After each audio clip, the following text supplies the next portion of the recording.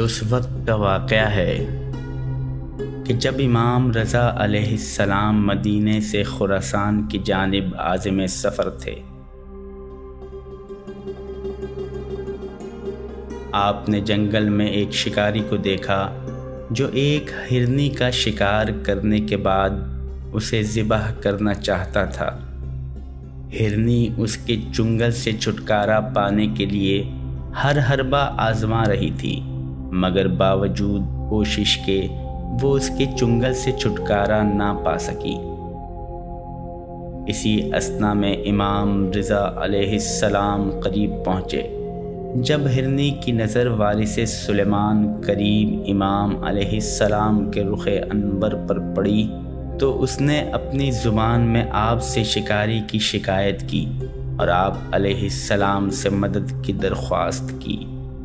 ہرنی کی فریاد سن کر امام رضا علیہ السلام نے شکاری سے فرمایا کہ اسے چھوڑ دو، کیونکہ اس کے بچے بھوکے ہیں اور یہ ماں اپنے بچوں کی محبت میں تڑپ رہی ہے۔ بس ہم ضمانت دیتے ہیں کہ جیسے ہی یہ اپنے بچوں کو دودھ پلا چکے گی تمہارے پاس واپس آ جائے گی۔ یہ سن کر شکاری نے ہرنی کو آزاد کر دیا اور ضمانت کے طور پر امام رضا علیہ السلام کے نزدیک آ کر بیٹھ گیا اور ہرنی کا انتظار کرنے لگا۔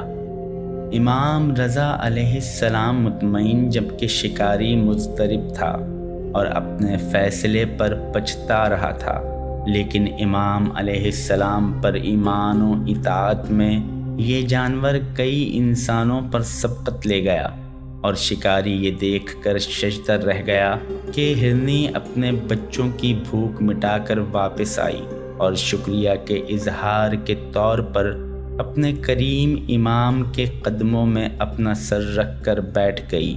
شکاری اپنے پست خیالات پر شرمندہ ہوا اور امام رضا علیہ السلام سے معافی کا طلبگار ہوا۔ اس نے اپنی خفت مٹانے کی غرض سے اور امام علیہ السلام کے اس اعجاز عظیم کے اعتراف کے طور پر ہرنی کو آزاد کر دیا۔ اس واقعے کے بعد امام رضا علیہ السلام کو ضامن آہو یعنی ہرن کا ضامن کے لقب سے یاد کیا جانے لگا، اور اسی تاریخی واقعے کے بعد امام ضامن کی رسم کا آغاز ہوا۔